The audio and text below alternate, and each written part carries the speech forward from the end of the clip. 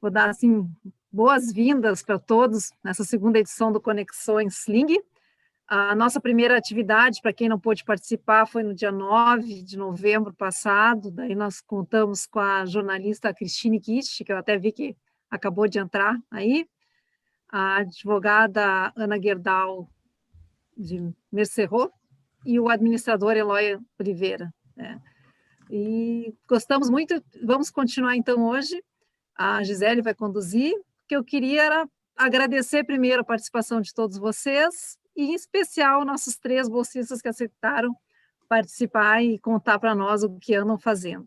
O nosso principal objetivo aqui é que vocês conheçam mais uns sobre os outros, o que estão fazendo, estabeleçam contatos, troquem informações. Então, que tenham todos uma boa noite e que seja proveitosa. Deixo a palavra com a Gisele. Boa noite, então, mais uma vez, muito obrigada pela presença de vocês em mais uma edição desse projeto que foi concebido com tanto carinho. Essa vai ser a última edição do Conexões 2020, né, e retomaremos em 2021, possivelmente na primeira semana de março. E aí nós seguiremos com encontros periódicos. Então, caso alguém ainda não tenha se inscrito, queira participar apresentando o seu projeto, por favor, façam isso. O link vai ser disponibilizado pela Paula, já está no nosso chat. Tá?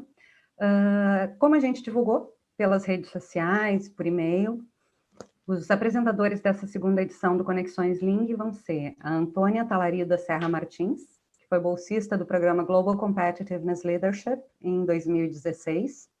Ela é subsecretária de Desenvolvimento das Micro e Pequenas Empresas, Empreendedorismo e Artesanato do Ministério da Economia e vai falar sobre programas de crédito para micro e pequenas empresas.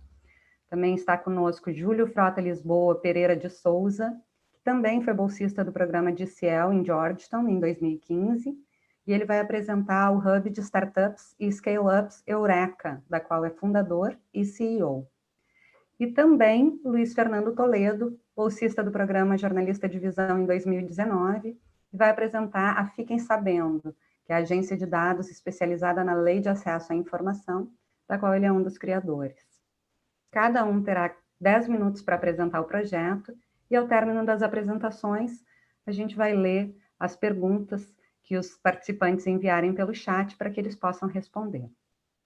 Então, pedimos aos participantes que, por favor, enviem suas perguntas abertas no chat ou comentários que queiram fazer para que a gente possa lê-los no final. Para melhor visualização do painel, a gente sugere que coloquem no modo Speaker View ou Exibição Orador. Fiquem à vontade para deixar as câmeras ligadas, mas pedimos que silenciem os microfones para evitar qualquer interferência. Dando início, então, às apresentações dessa segunda edição do Conexões Sling, passo a palavra para Antônia Martins. Obrigada a todos, boa tarde. Na figura do William, da Sandra e da Gisele, do time do Instituto Ilinga, cumprimento todos os nossos participantes aqui, os bolsistas, ex-bolsistas.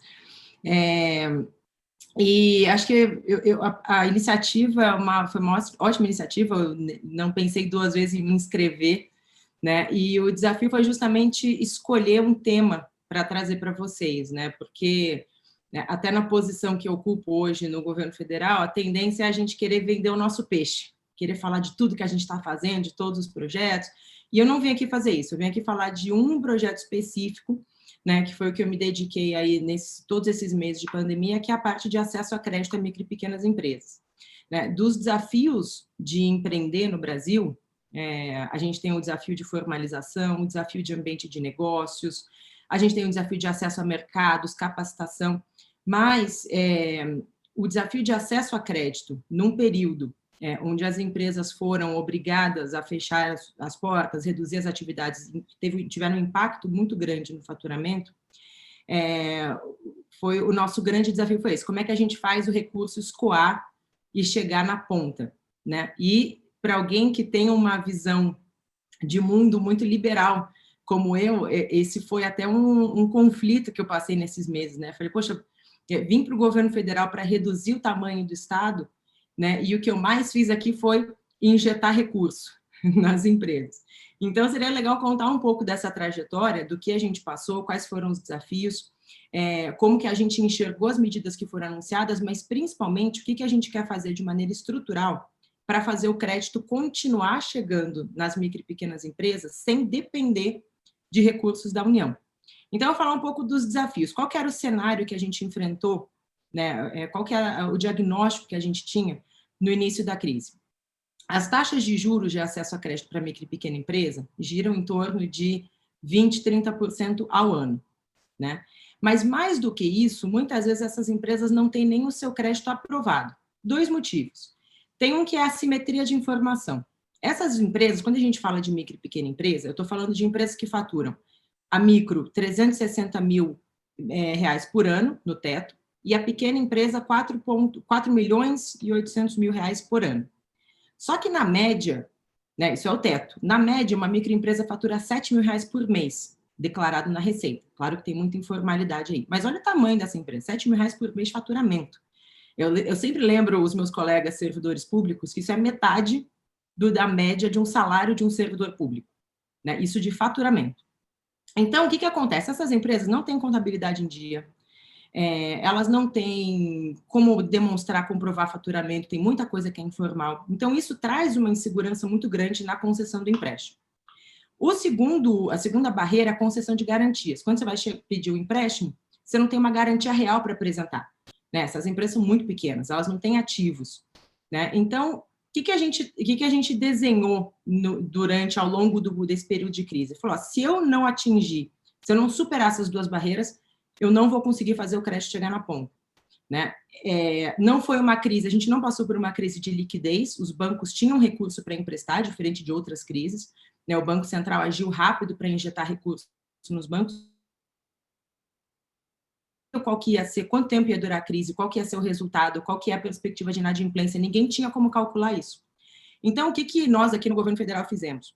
A gente poderia fazer linhas de crédito que competiriam com o sistema financeiro, ou eu poderia apenas garantir aqueles recursos que ficarem, os empréstimos que forem inadimplidos pela micro e pequena empresa. E foi esse o caminho que a gente optou. A gente lançou 2 linhas maiores, né? O Pronamp, que ficou muito famoso, a gente fez a 4 mãos com o Congresso.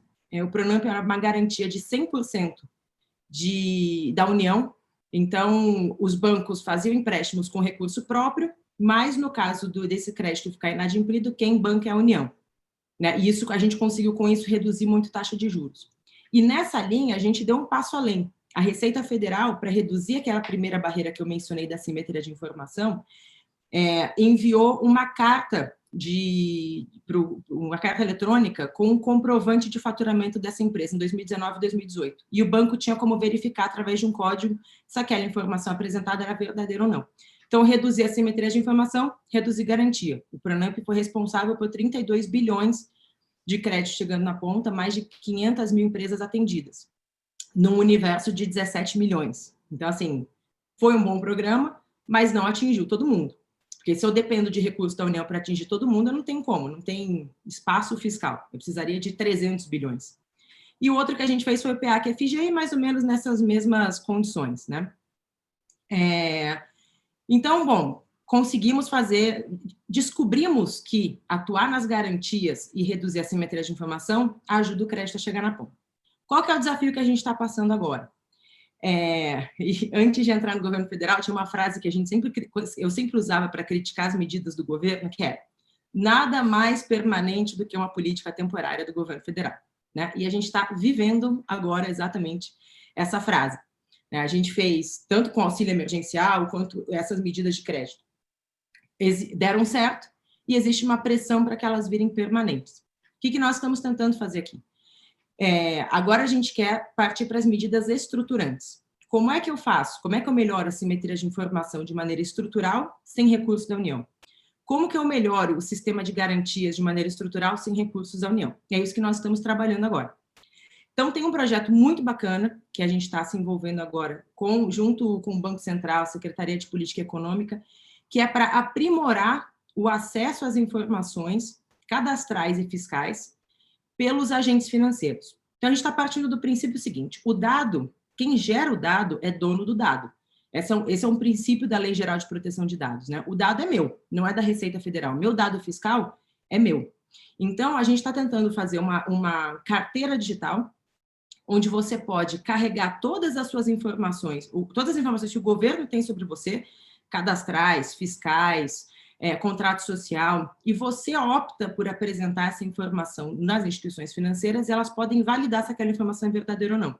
Então, a gente está usando esse piloto que foi feito no Pronamp para estabelecer essa carteira digital que vai ajudar a reduzir muito a insegurança dos bancos, cooperativas de crédito, fintechs, enfim. Isso ajuda, inclusive, na concorrência do mercado, né? Na linha também com o que o Banco Central está fazendo de Open Banking. É abrir as informações para que elas possam circular de maneira livre, claro que sempre com o opt-in, com o ok do usuário, mas para ajudá-lo a ter taxas de juros mais baixas e conseguir acesso a crédito. E nós também estamos instituindo o que a gente chama de Sistema Nacional de Garantias. O Sistema Nacional de Garantias é o seguinte: hoje, o Pronamp e o PACFGI dependeram de recursos da União para funcionar. Mas por que eu não posso fazer um fundo garantidor com as associações empresariais, com o SEBRAE tem muitos recursos, com estados e municípios que tenham saúde fiscal e que queiram, de fato, fomentar o empreendedorismo na sua região? Então, o que nós estamos criando é uma base regulatória inspirada nas cooperativas de crédito para criar cooperativas de garantia. Então, como é que funciona? Qual que é o deparo? No Pronamp, hoje, a gente tem um fundo, o banco opta se o seu crédito... Então, o William foi lá, pediu um Pronamp. O banco vai optar se ele vai acessar o fundo garantidor ou não. Com as cooperativas de garantia, com esse Sistema Nacional de Garantias, a gente quer inverter essa lógica. O empreendedor, ele vai primeiro solicitar a garantia e vai ter uma carta de aval. Essa carta de aval está garantida pelas cooperativas de garantia, pelos associados, pelo fundo que o município vai aportar, que o Estado vai aportar, que a sociedade empresarial vai aportar, enfim. Você tem um fundo que vai garantir esse crédito. E de posse dessa carta de garantia, o empreendedor vai poder negociar o crédito dele nas instituições financeiras. Então, a gente está abrindo com isso também concorrência bancária. Né? Eu tiro o poder dos bancos e dou o poder na mão do empreendedor. Então, hoje o nosso trabalho é principalmente esse decreto que regulamenta o funcionamento do Sistema Nacional de Garantias e a conversão da sociedade de garantia de crédito, que é um modelo que já existe, especialmente no Sul, Rio Grande do Sul, Paraná e Santa Catarina, mas que é um modelo pequeno e que não integra o sistema financeiro. Esses pequenos vão se converter em cooperativas de garantia e vão passar a integrar o sistema financeiro. Ou seja, a garantia que eles vão emitir é uma garantia mais forte e que os bancos vão passar a aceitar. Então, dessas duas maneiras, a gente consegue melhorar o acesso a crédito para micro e pequenas empresas sem depender de recursos da União, sem impactar o que a gente tanto busca aqui, que é o equilíbrio fiscal. Hoje mesmo eu tive uma conversa com um gabinete de um senador pedindo minha ajuda como representante das micro e pequenas empresas para a gente continuar com esses programas emergenciais. Falei, olha, a gente está pensando de uma maneira um pouco diferente, né? De uma maneira mais estruturante e sem impacto fiscal. Porque se eu olho para a micro e pequena empresa, se eu estou cuidando da micro e pequena empresa, eu também tenho que saber, se eu tenho um desequilíbrio nas contas, quem vai pagar o pato é o pequenininho. Quem vai pagar o pato é o cidadão que vai arcar com inflação, que vai arcar com taxa de juros mais altas. Então, até para não estourar muito tempo aqui, o meu desafio, e é um desafio particular, é justamente encontrar o equilíbrio entre ajudar essas micro e pequenas empresas a prosperarem, né, sem causar um impacto e um desequilíbrio fiscal, que a gente tanto conversa, que vai acabar depois prejudicando essas mesmas micro e pequenas empresas que a gente quer ajudar. Então, é um desafio muito bacana, acho que foi um tema que eu acabei me apaixonando aí nesses últimos 8 meses, e por isso que eu optei por compartilhar aqui com vocês e agradeço a oportunidade de vocês terem me ouvido um pouquinho aí. Fico à disposição, que o tema às vezes é meio técnico, como eu estou há muito tempo falando disso, se surgirem dúvidas, se vocês quiserem explicações mais aprofundadas, eu fico à disposição. Muito obrigada. Muito obrigada, Antônia. Pessoal, lembrando que comentários, perguntas podem ser enviados pelo chat, a gente vai, no final das apresentações, repassá-los aos apresentadores, tá? O tempo é curtinho, então Qualquer dúvida, vocês postem lá no chat. Vou passar agora a palavra para o Júlio, que vai nos contar um pouquinho sobre a Eureka. Júlio, é contigo. Perfeito. Deixa eu compartilhar a tela com vocês, já dar boa noite para todos, agradecer a presença e o espaço para a equipe do Instituto Ling, para a Gisele, para a Sandra, para o William, que está aqui presente também, muito legal, para os colegas bolsistas. Deixa eu compartilhar aqui a apresentação com vocês, rapidamente, para vocês entenderem um pouco da minha maluquice, do que é a minha vida de Eureka aqui. Estão todos enxergando e ouvindo bem? Certinho? Maravilha. Perfeito. Então, eu quero contar um pouco para vocês sobre a Eureka e como a Eureka, de certa forma, para mim, tem tudo a ver com a minha história com o Instituto Ling, com a minha história de vida agora, pessoal, e, de certa forma, ela vem de um sonho de trazer para as pessoas recursos que não eram fáceis de acessar, conhecimento que era difícil de implementar, de uma forma simples, técnica e, ao mesmo tempo, democrática, vamos dizer assim, né? A partir das redes sociais. E a minha história começa com a minha história pessoal também. Eu venho de uma família de classe média alta de Porto Alegre e, quando eu me formei no colégio, eu passei para fazer Direito na Universidade Federal aqui do Rio Grande do Sul. Minha família ficou super feliz, a minha vida estava decidida, eu ia me tornar um funcionário público de alto escalão, bem pago, com 2 meses de férias, preferencialmente, a carreira toda estruturada lá, sem trabalhar demais, vários auxílios. E durante o curso de Direito, eu fui me deparando com questões que me chamaram muito mais atenção. E o meu caminho para chegar na psicologia em 2013, na verdade, foi um caminho do direito para a política pública, como que a política impacta na vida das pessoas, no desenvolvimento, no bem-estar, e aí da política pública para economia e direito e law and economics e como que a gente calcula o impacto econômico das decisões das pessoas, e daí para a tomada de decisão eu fui descobrir que tomada de decisão empírica era algo que os psicólogos estavam estudando. Então a gente tem um exemplo famoso que é o Kahneman, do livro Rápido e Devagar, por exemplo, de muita pesquisa, que é um psicólogo, o único psicólogo. Agora tem um segundo psicólogo com Nobel também aí, mas o primeiro psicólogo, não existe Nobel da psicologia, né, recebeu o Nobel da economia em função dos seus estudos sobre tomada de decisão real, empírica.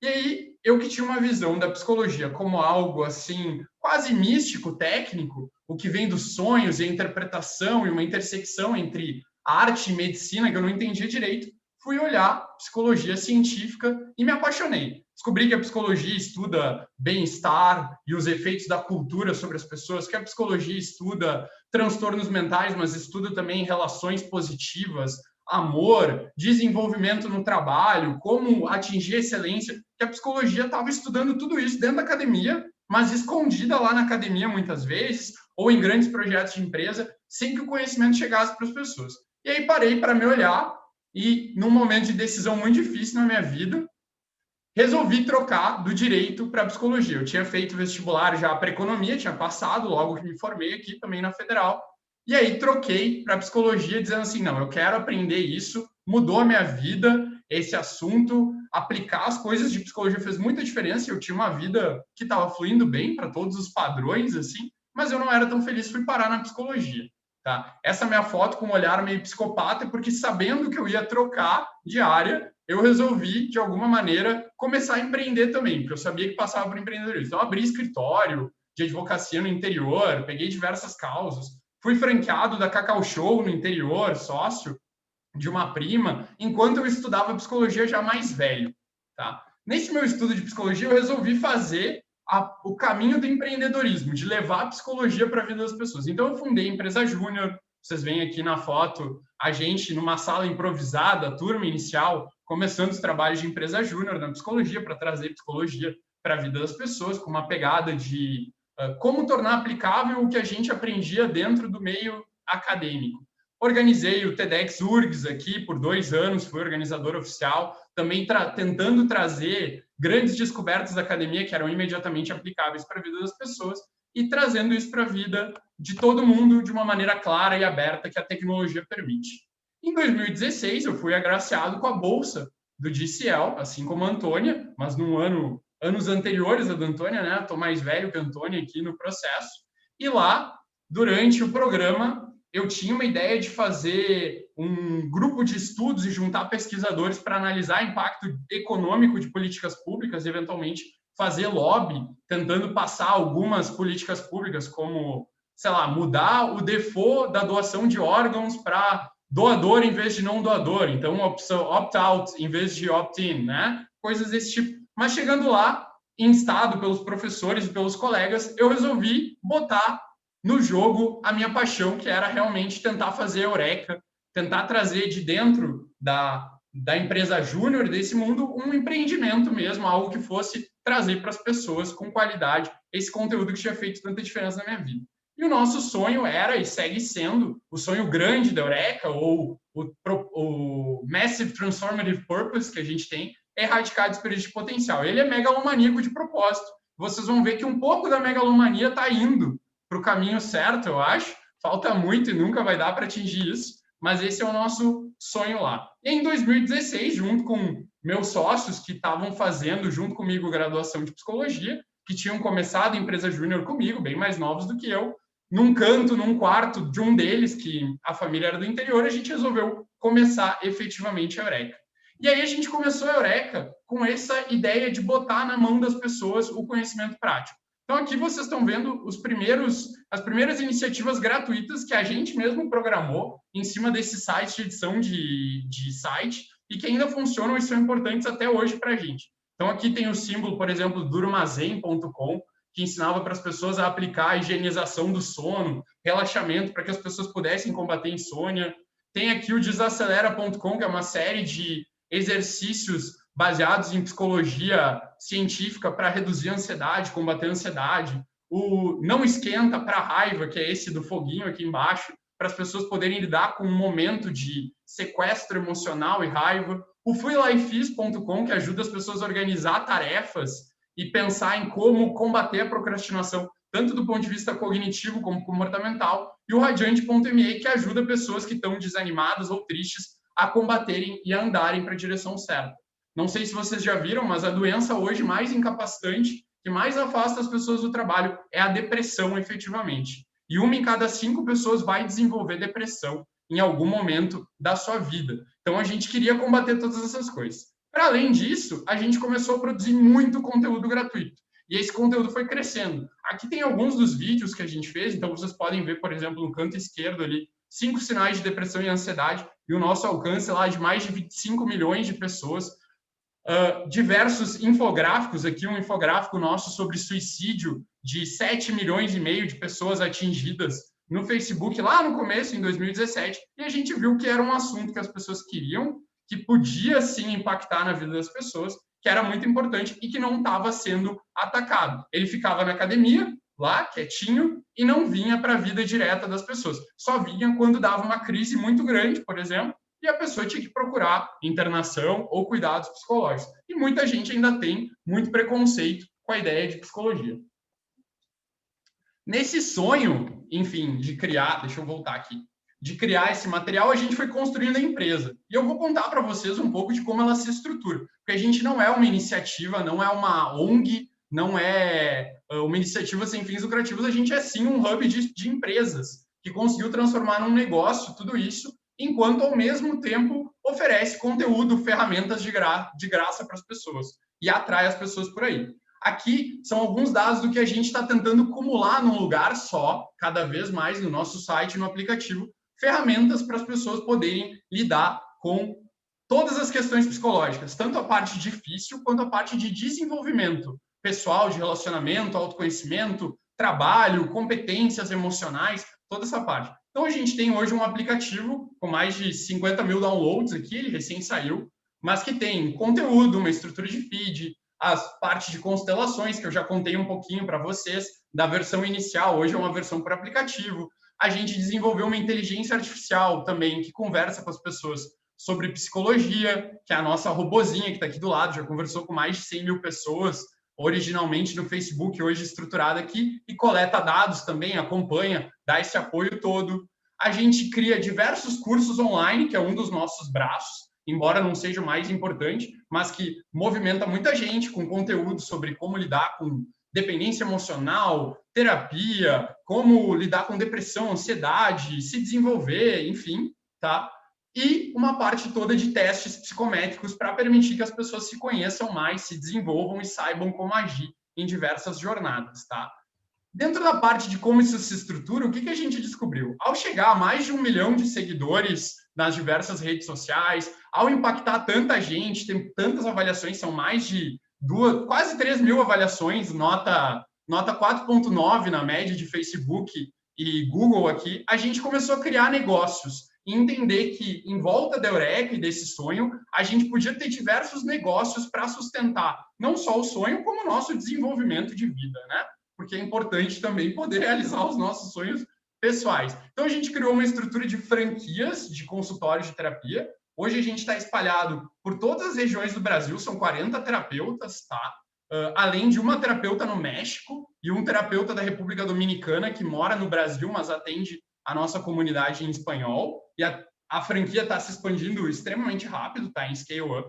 A gente tinha 2 franqueados no início do ano passado, hoje são 40 aí. A gente criou um clube do livro, que é uma assinatura mensal de livrinhos de temas ligados a desenvolvimento emocional, que hoje tem cerca de 1.300 assinantes do Brasil inteiro, e aí eles pagam uma mensalidade, todos os meses recebem isso, suporte. Tem desde mães que utilizam com os filhos, até psicólogos para trabalhar, desde gente do nosso público que gosta realmente do Clube do Livro. Ele cresceu 4 vezes esse ano de tamanho, foi muito bacana. Aqui mais imagens do pessoal do Clube do Livro, gostando de receber. A gente já tem aí 19 livros publicados nesse sentido. E esse ano, durante a pandemia, vendo que estava se liberando consulta médica por telemedicina, com autorização, a gente botou de pé a Eureka Med, que é um hub de médicos hoje online, especialmente psiquiatras, que tem maior proximidade da gente, mas também de diversas outras especialidades. E a gente atende pessoas do Brasil inteiro online a partir do sistema e do know-how que a gente já tinha desenvolvido. Ela tem crescido muito, ela cresceu 100% nos últimos 2 meses de tamanho, e a gente está prestes a fazer um piloto aqui em Porto Alegre de clínica presencial com captação a partir do mundo online. Então, assim, hoje são mais de 50 milhões de visualizações, 500 mil compartilhamentos, 90 mil usuários na nossa robô originalmente, mais de 1 milhão de seguidores e 40 terapeutas. Dentro dessa estrutura toda da Eureka, a gente entende a Eureka, a marca, a comunidade, os dados, porque a gente está assim com uma estrutura de machine learning em cima de como as pessoas interagem no aplicativo, com os conteúdos, como um sol. E em volta desse sol, a gente tem um sistema solar de serviços relacionados à marca. Numa estratégia que a gente brinca que nunca vai ser o maior market share, mas vai ter sempre aquele grupo de clientes fiéis, cada vez mais próximos, que estão dispostos a pagar um valor premium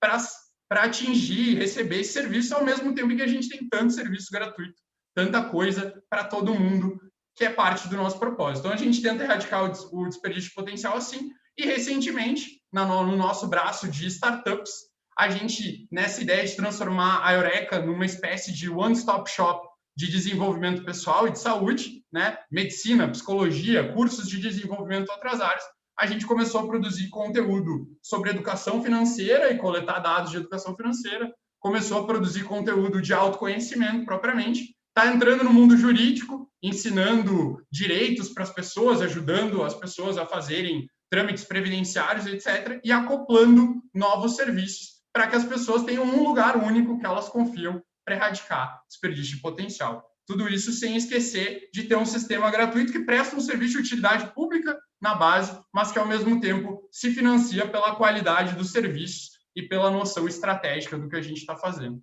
Essa é a ideia da Eureka hoje. Eu sou muito feliz de ter ido para a psicologia, de poder criar tudo isso. Muito feliz de não ter seguido o caminho de fazer um concurso público que estava lá na minha história, que estava na história da minha família. E muito feliz de estar podendo apresentar isso para vocês e super aberto para dúvidas, contatos depois e, eventualmente, parcerias, porque, acima de tudo, está esse propósito de acelerar pessoas e erradicar desperdício de potencial.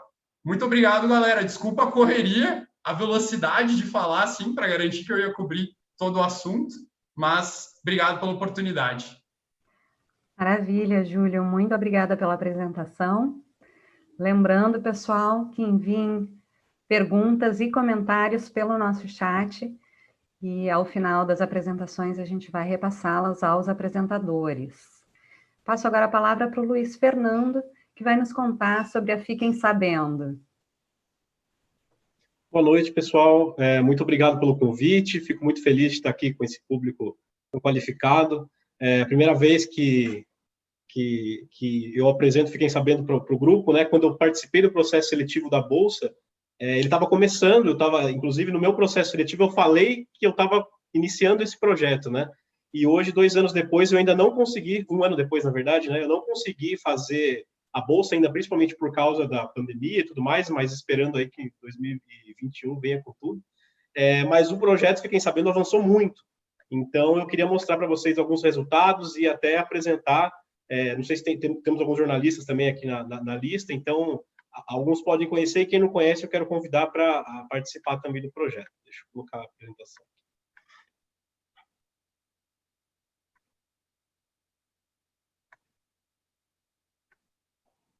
Está aparecendo para vocês aí? Está aparecendo. Vamos lá.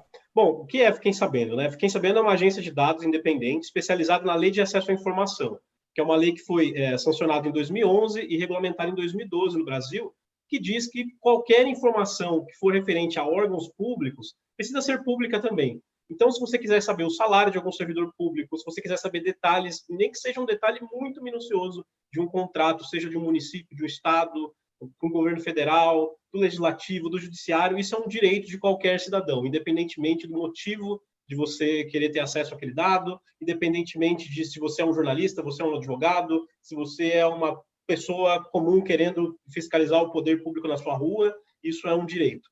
Então, a ideia básica aqui, a nossa principal missão é difundir esse acesso à informação, porque embora essa lei exista lá desde 2012, muita gente não usa, muita gente usa pouco, ou usou e não entendeu muito bem como funcionava, deixou de usar, não deu muita bola, ou ficou frustrado porque não funcionou direito. E eu comecei com uma iniciativa própria ali quando eu trabalhava no Estadão, ali de 2000, mais ou menos quando eu comecei a usar em 2015 até 2018, quando eu saí de lá.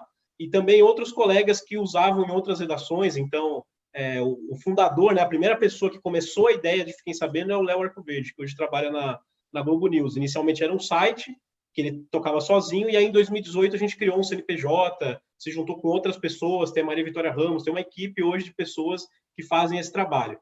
E aqui eu falei muito de jornalista, né, mas a gente não trabalha só com jornalismo. Começou com jornalismo, mas a gente tem se expandido e trabalhar com pesquisadores, trabalhar inclusive com servidores públicos para tentar qualificar esse acesso à informação, o que é divulgado, como é divulgado, e de forma geral com cidadãos também, né? A gente não quer só que jornalistas sejam responsáveis por descobrir coisas erradas na administração pública ou por melhorar serviços públicos. A gente quer que uma pessoa que pegou um ônibus e viu que esse ônibus atrasou 1 hora, e todo dia essa pessoa pega esse ônibus e vê que ele atrasa 1 hora, que ela tenha condições de ela mesma entrar no site da prefeitura, se não encontrar o dado lá sobre atraso, sobre multa daquela empresa que presta o serviço para ela, que ela consiga registrar um pedido e consiga aquele dado para cobrá-lo, seja em rede social, seja presencialmente, seja ir até o prefeito, vereador que ela votou, sei lá, e leve essa informação e fale, eu descobri que faz 1 mês que esse ônibus da empresa tal está atrasando.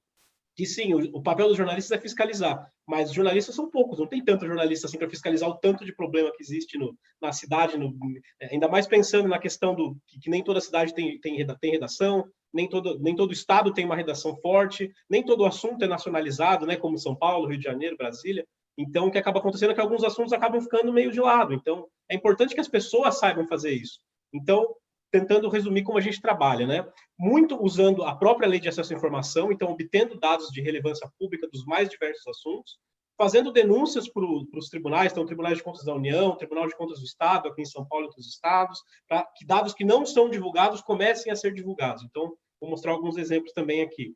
E, principalmente, distribuindo esses dados, tornando esses dados úteis, porque também não adianta ter um monte de coisa na internet, um monte de dado aberto que as pessoas não estão usando. Então, a gente quer mostrar como é que eu faço para saber. Faz 1 semana que eu estou indo no postinho da minha rua e não tem nenhum médico lá. O que está acontecendo? Você pode ter acesso à folha de ponto dos médicos para saber se eles estão faltando, se eles estão indo, quantos médicos tem lá, se está faltando concurso público, por que não tem médico no postinho, se deveria ter. Então, é mais ou menos com essa forma. E a gente distribui esse conteúdo gratuitamente. Hoje a gente tem uma newsletter com 5.000 assinantes, mais ou menos. E são 5.000 pessoas muito engajadas, então são jornalistas, editores, pesquisadores, muitos advogados também, cada vez mais a gente tem visto advogados entrando no projeto, cidadãos comuns que querem perguntar alguma coisa da cidade deles, do estado, querem acompanhar alguma política pública em andamento, tem interesse. Até alguns políticos, até já, às vezes aparece deputado, vereador perguntando, que é interessante, né? Antes de existir a lei, o único jeito de você fazer uma pergunta era por meio de um parlamentar, que tem aquele direito de solicitar informações. A Constituição prevê também, mas geralmente o deputado ia lá fazer. E hoje os deputados, às vezes, procuram a gente, porque a gente já tem o jeito de pedir esses dados, né? Então, trazendo aqui alguns resultados, a gente, em 2 anos como agência, antes era um site, depois passou a ter um CNPJ, uma equipe formada e tudo mais, então são 2 anos nessa nova configuração. Nesse site, a gente já tem, no nosso site, a gente já tem mais de 600 reportagens publicadas, tem mais interessante do que isso, o nosso grande foco não é fazer um trabalho só de reportagens ou de alguma coisa que seja usado só pela mídia, e sim por todo mundo. Então, por isso a gente espalha esses dados, e eles já se tornaram mais de 2.000 notícias publicadas em diversos sites, não só jornalísticos, como também site de pesquisa, site governamental, blogs, enfim. Se você jogar ali no Google, até coloquei aqui embaixo, né, na aba de notícias, ou mesmo na aba geral, fiquem sabendo, e lei de acesso, porque é curioso, fiquem sabendo é um termo meio que todo mundo usa para outras coisas. Então, se você jogar só fiquem sabendo, vai aparecer fofoca, curiosidades. Então, para chegar no nosso trabalho, usando esses 2 termos, é mais fácil. E a gente já tem sido bastante elogiado por esse trabalho, fomos convidados para participar da Política Nacional de Dados Abertos, né, a construção dessa política com a Controladoria Geral da União. Temos feito várias parcerias aí e tentando expandir esse trabalho. Só trazendo aqui alguns exemplos, né, recentes que a gente fez. Então, a gente abriu dados de custo de segurança e assessoria de ex-presidentes. Então, você quer saber quanto custa cada viagem que o Lula faz, cada viagem que a Dilma faz, que o Collor faz, sei lá. A gente divulgou isso em dezembro de 2019, uma grande planilha que você consegue ver no detalhe quanto custou cada coisa. Teve um caso que a gente viu que, na gestão do ex-presidente Temer, por exemplo, tem uma lanchonetezinha pequena, essa lanchonete comum, na região sul de São Paulo, se não me engano, que a presidência gastou R$500 mil lá. E aí você consegue ver a nota fiscal, o que foi comprado, quantas pessoas foram, no detalhe. E o trabalho que eu acho que foi de maior repercussão nosso, né, foi divulgado em janeiro desse ano, em que o nosso advogado tinha entrado há algum tempo na Justiça, no Tribunal de Contas da União, para que fossem abertos os dados de todos os pensionistas no Brasil. Então, sempre tem aquelas histórias, né, de neta de militar, filho de militar, pensionista que recebe, só que ninguém sabia como é que isso funcionava. Quem recebe, quanto recebe, há quanto tempo recebe. E aí, depois dessa denúncia, o TCU entendeu que, de fato, esses dados deveriam ser públicos, não eram, e a gente fez uma força-tarefa com vários veículos de imprensa, com o cientista de dados que ajudou a transformar isso numa tabela pesquisável, né, porque não dava para abrir no Excel, tinha que ser toda uma ferramenta. E aí as pessoas começaram a descobrir histórias. Uma que chamou a atenção foi essa de uma pessoa que recebia pensão por 107 anos, né? E tem gente que tem pensão de R$30 mil, R$40 mil. Então, como é que você fiscaliza como esse gasto está sendo feito? Ou até faz uma crítica, enfim. Não precisa ser necessariamente algo ilegal, né? E sim que você tenha conhecimento. Se você não souber quem é a pessoa, quanto recebe, enfim. Então, a importância de abrir os dados. Acho que eu já acabei falando um pouco do impacto, né? Tem um impacto meio lateral que a gente não esperava e acabou sendo uma das coisas mais legais hoje, que é o fortalecimento da mídia regional. Então, é difícil você ter dados, você ter pesquisa em veículos locais, em veículos pequenos. E como a gente divulga muito dado, é muito comum a gente ver um jornal pequeno de Rondônia, um jornal pequeno do Piauí, pegando o nosso material e produzindo uma matéria própria, contando uma história própria com esses dados. A gente também aparece muito com frequência na grande imprensa, então os nossos dados já apareceram no Estadão, na Folha, Globo, BBC, HBO, na Época, na Piauí. Eles pegam os dados e vão construir uma história a partir disso, né? E a gente faz muita formação também de jornalistas e cidadãos comuns para que essas pessoas, para que não dependam da gente para conseguir os dados, e sim as pessoas vão atrás dessas informações. E aqui tem algumas metas que a gente tem para o ano que vem, né? Tentar abrir alguns dados que hoje não são públicos, como, por exemplo, o salário individualizado nas estatais, autarquias, liberar dados do Sistema S, sigilo de dados da FAB, né? Hoje você não consegue saber por que determinado voo foi feito. Então, sei lá, se tem um político que fez um voo, você não tem detalhes sobre aquilo, se realmente tinha interesse público, enfim. E criar ferramentas para que as pessoas possam acessar mais os dados. Acho que o meu tempo já está bem no limite, né? Enfim, só mostrando mais ou menos o nosso tamanho hoje, com o orçamento que a gente tem em 2020, que a gente deve ter em 2021 também, a gente vai manter a equipe e fazer o que já vem fazendo, e se a gente conseguir ampliar esse orçamento, a ideia é que a gente aumente essa parte mais jurídica, né? Porque hoje é um trabalho mais administrativo, de ficar registrando pedidos, vendo onde é que falta informação, mas hoje a gente, da nossa equipe, tem um advogado que trabalha dia a dia protocolando denúncias, pedindo para que mais dados sejam abertos. A gente quer tentar aumentar isso e principalmente melhorar a parte tecnológica, né? Porque tem muita coisa que podia ser automatizada, muito dado que já poderia estar na internet, não precisa alguém estar o tempo todo pedindo para o governo liberar alguns dados. Enfim, agradecer, espero que não tenha estourado o tempo, conto com vocês para divulgar também a iniciativa, temos a newsletter, o site, e obrigado pelo tempo. Muito obrigada, Luiz Fernando.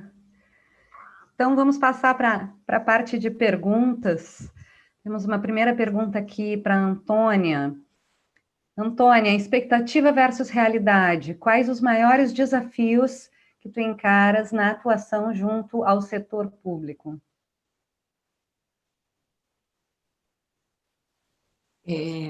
Essa é bem complicada, assim. Acho que dos desafios que a gente, que pelo menos pessoalmente eu vejo que são os maiores, né? A política é a arte do possível. Então, às vezes a gente entra em conflitos com aquilo que a gente acredita, que é o ideal, que a gente gostaria de ver executado, e o que é possível, viável politicamente, né? Então, eu tento minimizar isso, barrando o maior número de ideias possíveis que eu consigo, né? Às vezes algumas passam, mas eu vou dar, por exemplo, um exemplo que aconteceu na minha secretaria com o meu time, né? A gente tem um orçamento anual e um dos meus coordenadores, um dos temas que a gente tem na subsecretaria é o artesanato. E é claro, assim, a relevância do artesanato para o Brasil é enorme, mas, assim, são poucas as políticas, né, não assistencialistas que a gente consegue implementar. As poucas que a gente consegue, a gente está tentando levar adiante, mas ainda tem muito esse pensamento da assistencialismo para o artesanato brasileiro, e esse meu coordenador geral, acostumado com esse perfil, veio me pedir exatamente metade do nosso orçamento de toda a subsecretaria, né? Hoje, para vocês terem ideia, são 180 mil artesãos cadastrados. Eu tenho 17 milhões de micro e pequenas empresas. Ele pediu metade do meu orçamento lá na subsecretaria para fazer um diagnóstico do artesanato brasileiro. Eu falei, olha, faz o seguinte, ali na Esplanada tem o pessoal vendendo pipoca, o pessoal vendendo uns food trucks. Eu falei, desce ali, pede R$2, R$3 para o cara da pipoca para ele custear o seu diagnóstico do artesanato brasileiro. Se você conseguir explicar para ele a importância da gente ter um diagnóstico do artesanato brasileiro, gastando R$7 milhões, eu banco, eu deixo você seguir adiante com o projeto, porque é ele que vai pagar. Você não tem que me convencer, você tem que convencer ele lá. Então, assim, os desafios são esses. É uma máquina, apesar de você ter uma oxigenação, você ter gente nova entrando, é uma máquina que está acostumada a fazer as coisas de uma certa maneira, e não são mal intencionados, assim, eu cheguei achando que eu ia encontrar uma série de desafios com relação à corrupção, com relação a gente mal intencionada, querendo fazer coisa errada. Não é gente que está ali na melhor das intenções, mas sem ter a visão do todo, sem entender como isso impacta, sem entender de onde, quem tá de fato pagando tudo aquilo que a gente aprova. Então, o maior desafio é tentar incutir essa mentalidade neles, mas a gente tem pouco tempo para fazer isso, né? E então, ficar aqui barrando as piores ideias e tentar passar, e tentar deixar um legado, né? Então, hoje, o meu foco, a gente tem que ter prioridade, então o meu foco principal para tentar deixar um legado enquanto eu estiver no governo federal é medidas estruturantes para melhorar acesso a crédito. Eu acho que isso ajudaria muito já as micro e pequenas empresas. Mas o desafio é esse, encontrar esse equilíbrio dentro de um mar de ideias e sugestões, todo mundo quer fazer, todo mundo acha que tem a bala de prata para resolver o problema do empreendedorismo no Brasil, e não é assim que a banda toca, né? Quem é empreendedor sabe bem que o melhor que a gente pode fazer aqui é sair do cangote. É muito difícil, às vezes, você sentar numa cadeira como essa, com essa responsabilidade, 17 milhões de empresas, e dizer, olha, o melhor que a gente tem a fazer é não fazer nada. Né? Isso até uma cena do The Crown. Tem uma cena do The Crown que a rainha fala isso, né? Acho que A rainha mãe fala para Elizabeth, quando ela está jovem, querendo fazer 1000 coisas, fala assim, olha, às vezes o mais difícil é a gente não fazer nada. Isso aí. Júlio, uma pergunta para ti e vai ser a mesma para o Luiz Fernando em seguida. Como vocês monetizam o projeto de vocês? Como vocês financiam esses projetos? Começando pelo Júlio.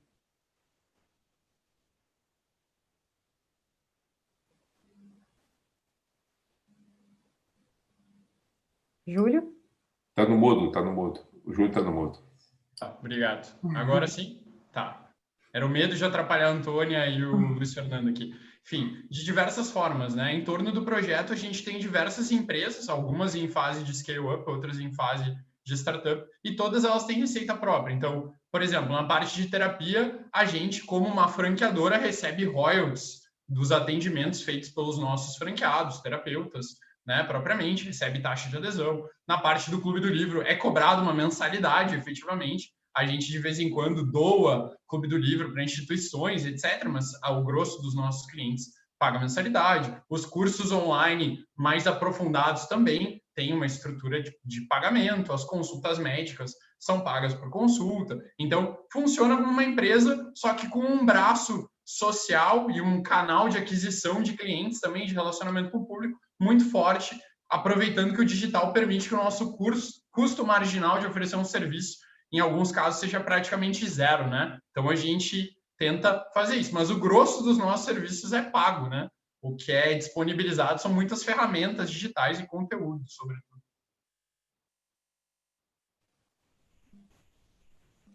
Tá certo. Luiz Fernando, a mesma pergunta. Como tu monetizas o projeto e como financia o projeto? Bom, hoje nós temos a principal forma é com prestação de serviços, né? Então a gente tem um projeto hoje com a Abrage, a Transparência Brasil, que se chama Monitor Socioambiental, que basicamente é um projeto, como o próprio nome diz, de monitorar dados relacionados a informações socioambientais. Então, muita informação sobre indígenas, sobre meio ambiente, questões de orçamento federal e difundir isso, principalmente na imprensa, que é o foco, mas também de trazer novos dados e não só trazer aquilo que já existe, como forçar, impulsionar o governo a liberar mais informações, mais dados públicos sobre isso. E também tem hoje um contrato com o Yahoo, em que alguns jornalistas fazem reportagens mesmo a partir desses dados, reportagens sempre inéditas para o site deles ali para as notícias. E também a gente tem a campanha no Catarse, hoje está com poucos, acho que são um pouco mais de 50 apoiadores mais ou menos, e enfim, a gente buscando expandir também, tem doadores também, pessoas que se interessam e aí vem atrás da gente, faz uma parceria e tal, mas esses são os principais hoje. Tá certo. Antônia, mais uma. Qual a previsão para que esse sistema de cooperativas de garantias esteja efetivamente em funcionamento e acessível para a população? E quais os principais entraves para esse projeto? Essa é outra ótima pergunta. Esse sistema, ele, como eu falei, né, como ele não depende de recursos da União, ele depende, primeiro, da vontade do privado de constituir essas cooperativas de garantia. Hoje, algumas são 3 ou 4 sociedades de garantia de crédito, né, que são essas pequenininhas que ainda não integram o sistema financeiro, que já estão, que entraram com o pleito no Banco Central para se transformarem em cooperativas de garantia. Qual vai ser o nosso desafio no próximo ano? Né? Uma vez aceita esse pleito para transformação e criadas as primeiras cooperativas de garantia, o nosso desafio vai ser convencer os estados e municípios de que é importante que eles fomentem essa atividade na sua região. Né? E eu dependo também do interesse do privado, é como se fosse eu estou criando um sistema como se fosse o novo cooperativismo de crédito, só que ele é uma cooperativa de garantia. Então, eu criei um arcabouço legal, né? Então, eu preciso do interesse do privado para colocar de pé. E o nosso papel aqui vai ser aprimorando esse arcabouço legal para que o interesse continue existindo. A gente não pode sufocar no início, a gente não pode criar uma regulamentação muito pesada para não sufocar o crescimento dessas cooperativas de garantia, mas eu tenho que ter alguma regulamentação também para que integre o sistema financeiro e a garantia que essa cooperativa emita seja bem aceita, seja uma garantia que, de fato, reduza a taxa de juros. Então, assim, a previsão que a gente tem hoje é no Rio Grande do Sul dessas primeiras 3 ou 4 cooperativas de garantia. Mas eu não tenho como passar uma previsão de quando que isso vai estar, de fato, rodando, né, na dimensão que a gente gostaria. É um projeto de médio e longo prazo. Tá certo. Júlio, tem um comentário aqui da Mariana. Júlio, que trabalho incrível e necessário. A gente vê o quanto a depressão, a ansiedade, tantos problemas psicológicos hoje em dia são mais frequentes, até mesmo em nosso círculo de amigos e familiares. É muito importante um projeto desse tipo, que tem como iniciativa promover esse desenvolvimento pessoal, principalmente para a população jovem que está iniciando no mercado de trabalho e muitas vezes está desacreditada. Parabéns pelo projeto. Na sequência, já vou emendar uma pergunta para ti, da Gabriela Pereira, que ela diz: Júlio, a escolha dos terapeutas que trabalham junto à empresa é feita através de algum critério específico? Qual? Perfeito. Obrigado, Mariana. De fato, é muito difícil. Eu noto que a gente hoje vive num mundo em que as pessoas têm muitas opções, e ter muita opção é maravilhoso, mas ao mesmo tempo é uma pressão enorme. Acho que isso é muito diferente da vida que a gente tinha há alguns anos ou em outras situações, né? Mas vindo para a pergunta, para não tomar tempo demais, hoje a gente optou por funcionar numa estrutura de franquia. A gente faz 3.000 atendimentos de psicologia por mês, mais ou menos, e a gente precisava garantir qualidade nesse atendimento, porque é muito ligado à marca. Então, vocês vão ver que no mercado existem plataformas em que qualquer psicólogo consegue entrar e, pagando uma mensalidade, ele está na plataforma, e se um cliente quiser, ele entra. A gente fez o caminho inverso. Por ser uma franquia, é como se fosse um casamento, de certa forma. Então, tem que haver uma identidade de linha teórica de como atende, já que a pessoa vem para a Eureka buscando um tipo de terapia e um entendimento da psicologia. Tem toda uma fase de avaliação com o supervisor, uma espécie de pré-franquia, um namoro, digamos, em que a gente faz um teste, pega feedbacks do supervisor, do participante, do nosso administrativo, dos próprios terapeutas, para que a gente consiga ter esse fit real na hora de assinar contrato de franquia. Franquia não é algo tão rápido de fazer, então leva um tempo para se estruturar, mas a gente acabou optando por isso porque a gente acredita que é a qualidade e a marca que no final das contas vão fazer diferença. Então é assim hoje. Maravilha. Luiz, tem uma mensagem do Daniel Trielli aqui para ti. Luiz, como você sabe, sou fã do projeto. Como seu plano de estudo e pesquisa nos próximos anos se relaciona com a sua ideia do Fiquem Sabendo? Luiz Fernando foi aprovado no Jornalista de Visão 2019 e está prestes a iniciar o mestrado.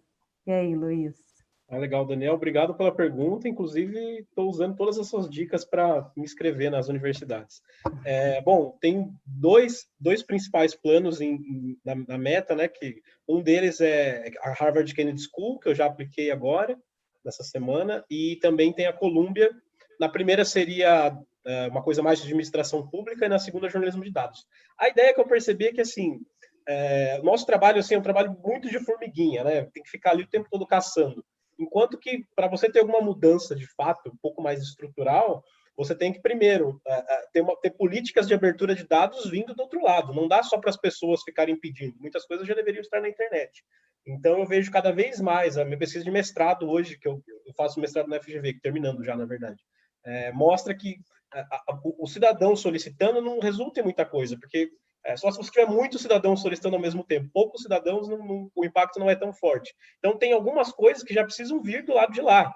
Essas informações de quanto custa a segurança de presidente, quanto gasta com cartão corporativo, quanto se gasta para fazer determinada política pública, por que uma política foi aprovada e outra não, quais foram os argumentos, contrato, nota fiscal, isso tem que estar na internet já, não dá para ficar tendo que solicitar tudo.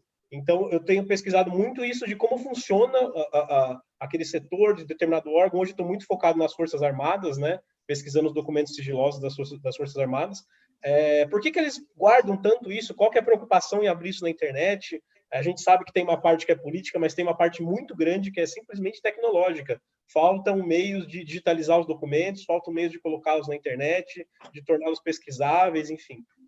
Então, é um pouco desse lado. Dependendo de para onde eu for, claro, eu vou focar em mais uma área, mas vai ser muito nisso, em como fazer a própria administração pública abrir mais dados para a população, para a gente ter que pedir menos, não ter que ficar pedindo o tempo todo tudo. Maravilha. Júlio, mais uma pergunta para ti. Como foi ou é a reação dos colegas psicólogos e respectivas corporações para esse modus operandi não ortodoxo da Eureka? Perfeito. É muito legal essa pergunta, assim. Na verdade, do Conselho de Psicologia nem vem tanta coisa, tá?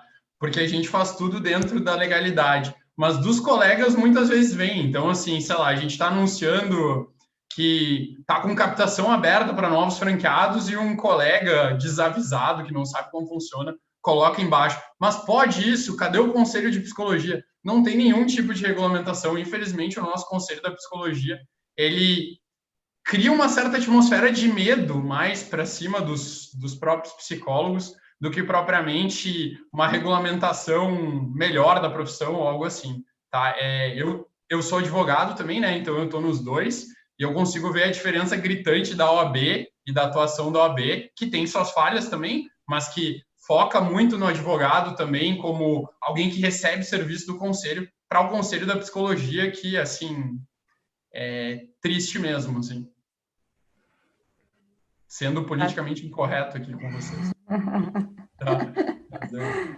Tá certo. Curiosamente, quando a gente abriu a parte de medicina, a medicina, inicialmente, o primeiro parecer a favor de abrir ou não a questão de telemedicina e tal, foi terrível também, terrível. Super fechado, uma coisa assim que dizia por ter franquia na estrutura lá do contrato social, eles diziam que ia mercantilizar a profissão. E coisas desse tipo, aí depois voltaram atrás, aprovaram, mas assim, gerou incômodo também. Então, essa parte realmente é algo de se preocupar e de estar atento, mas se fizer as coisas dentro da legalidade, no geral, o conselho, quando muito incomoda um pouquinho, é desconfortável, mas a gente consegue fazer andar as coisas. Tá certo. Antônia, tem algum projeto de educação financeira para os microempreendedores? De uma maneira geral, é um assunto pouco dominado pela maioria.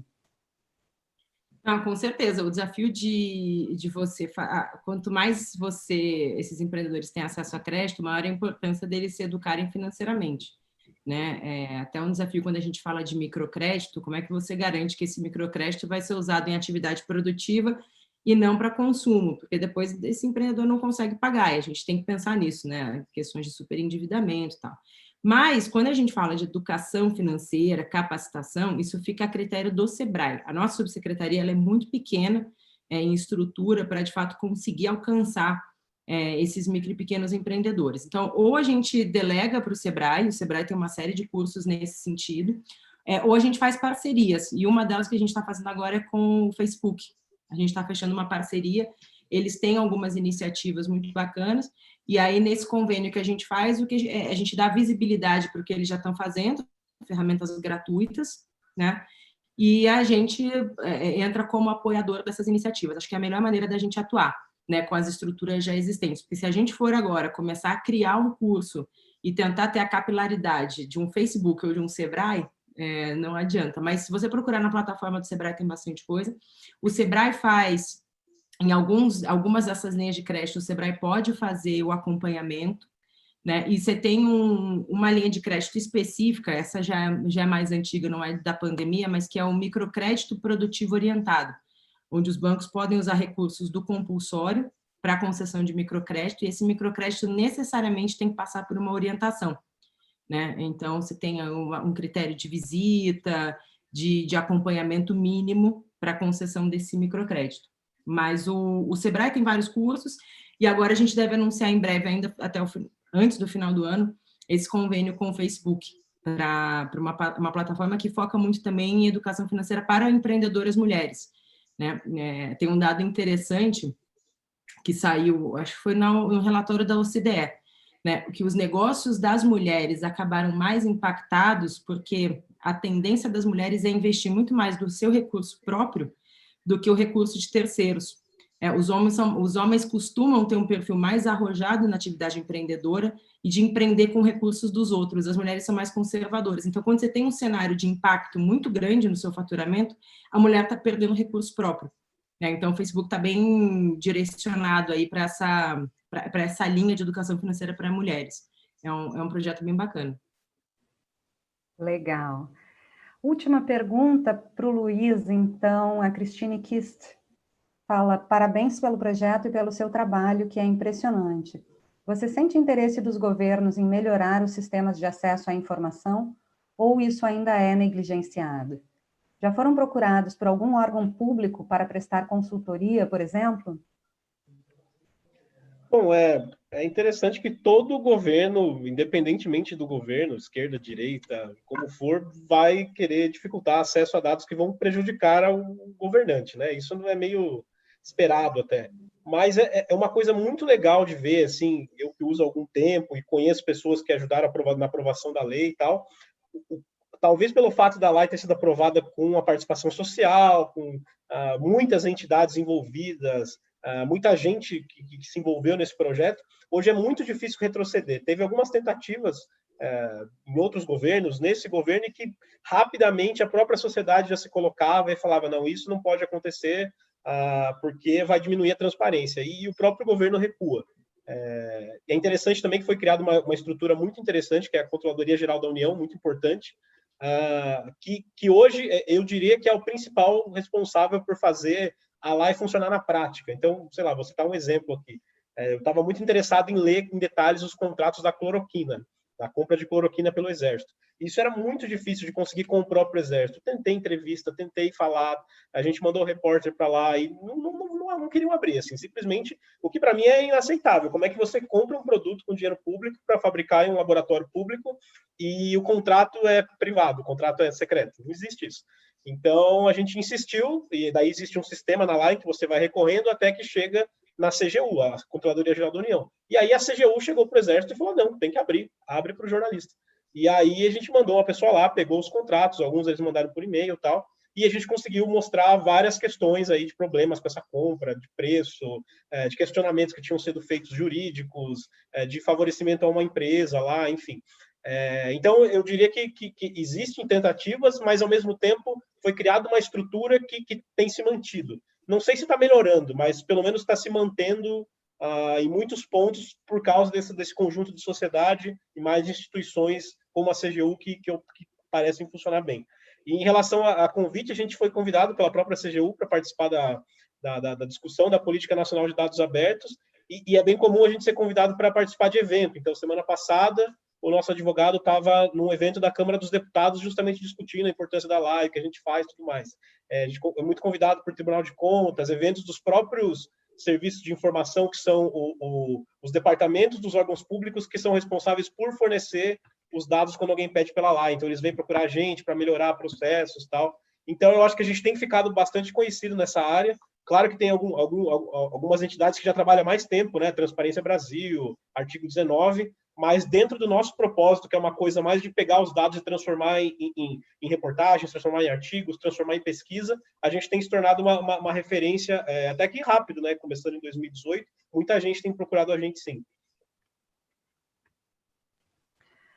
Maravilha. Pessoal, muito obrigada mais uma vez, Antônia, Júlio, Luiz Fernando, pelas excelentes apresentações, pelo bate-papo também maravilhoso. Infelizmente, a gente chegou no nosso horário, temos que encerrar. Queria avisar que a gravação dessa edição do Conexões Ling vai ser disponibilizada pelo YouTube do Instituto Ling, a gente vai avisar a todos pelas nossas redes sociais, quando ela estiver disponível. Lembrar também aqueles que ainda não se inscreveram e que querem se inscrever para participar das próximas edições, se inscrevam, o link está no nosso chat. Para aqueles que ficaram com mais perguntas, que querem conversar mais com a Antônia, com o Júlio, com o Luiz Fernando, vou passar para eles a palavra para que eles possam deixar os contatos deles. Eles também podem ser encontrados nas nossas redes sociais, no Facebook, no grupo de bolsistas do Instituto Ling, eles também estão participando. Mas se puderem deixar um e-mail, enfim, a melhor forma de os participantes contatarem vocês, eu agradeço. Vamos na ordem das apresentações, Antônia, Júlio e Luiz Fernando. Gisele, obrigada. Eu estou colocando aqui no chat os meus contatos, telefone e o e-mail.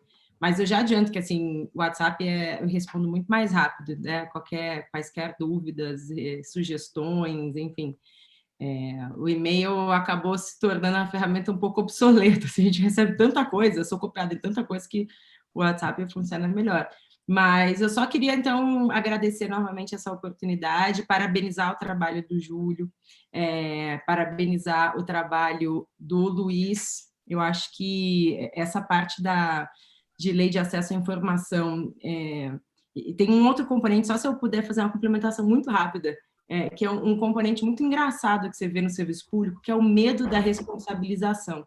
Muitas vezes as informações não são passadas, não é por medo de manchar a imagem do governo, é o medo de assumir a responsabilidade, porque se eu passo o dado, significa que eu tenho responsabilidade por aquele dado. Então, o que mais acontece aqui são projetos, às vezes, que eu vejo nota técnica da minha equipe, dos projetos que são nossos, e aí eles respondem lei de acesso à informação, ou requerimentos parlamentares, falando, olha, veja bem, o programa não é bem nosso, a gente só fez a MP do crédito extraordinário, quem operacionaliza é o BNDES. Eu falei, não, gente, o programa é nosso, a gente criou, a gente tem que ter responsabilidade, se a gente não souber o dado, a gente vai atrás e responde. Mas tem muito isso, esse componente do medo da responsabilidade. E é engraçado, porque justamente as pessoas têm estabilidade, que é para não ter esse tipo de perfil. E o que você mais encontra é o perfil, esse medo. Assim, a gente teve durante a crise um apagão das canetas, ninguém queria assinar nada, ninguém queria fazer nada com medo de órgãos de controle, enfim. Eu acho que é um outro lado também dessa questão da falta de transparência, né? Mas eu só gostaria de agradecer e me colocar à disposição aqui para eventuais dúvidas via WhatsApp. Tá bom? Obrigada, gente. Perfeito. Da minha parte, a mesma coisa, dizer que foi uma honra, os projetos de vocês são muito, muito legais mesmo, assim. Acho que tem uma potencialidade enorme de seguir crescendo e impactando, e a gente precisa de mais projetos assim, seja de dentro, como o da Antônia, seja de fora, né, como o do Luiz Fernando, a nossa relação com o poder público e o que o poder público pode fazer sem atrapalhar, como disse a Antônia, é essencial. Eu deixei tanto o meu e-mail quanto o meu WhatsApp ali, fiquem à vontade, eu estou nas redes também. Se quiserem falar sobre empreendedorismo, se quiserem falar sobre a Eureka mesmo, sobre o que quer que seja, foi um prazer estar aqui. Muito obrigado pela audiência e pelo espaço, pessoal querido do Instituto Ling. Boa noite. Bom, agradecer também a todos pelo convite. Muito legal também a participação da Antônia. Muito obrigado também, Júlio, pela apresentação. Vou deixar também aqui os sites para quem quiser se inscrever, é gratuita, newsletter, só dar uma olhada no site também. E, enfim, fico feliz com esse projeto, que realmente a gente vai uma vez a Porto Alegre para participar do processo seletivo, mas eu não tinha conhecido, não tinha visto o rosto das pessoas ainda, né? Então é legal, vou participar dos próximos, participei do primeiro também, para conhecer mais gente, que às vezes pode até ser que haja pontos em comum aí para a gente colaborar. Maravilha, muito obrigada mais uma vez a participação de vocês três e parabéns pelos projetos, pelas atuações incríveis. A gente do Instituto Ling fica sempre orgulhoso de assistir os nossos bolsistas desempenhando as suas atividades aí e impactando positivamente a sociedade. Muito obrigada, e muito obrigada pela participação de todos que ficaram conosco até esse horário. Qualquer coisa, então, entrem em contato com os nossos participantes para seguirem o papo, e nós nos reencontramos no ano que vem, na terceira edição do Conexões Ling.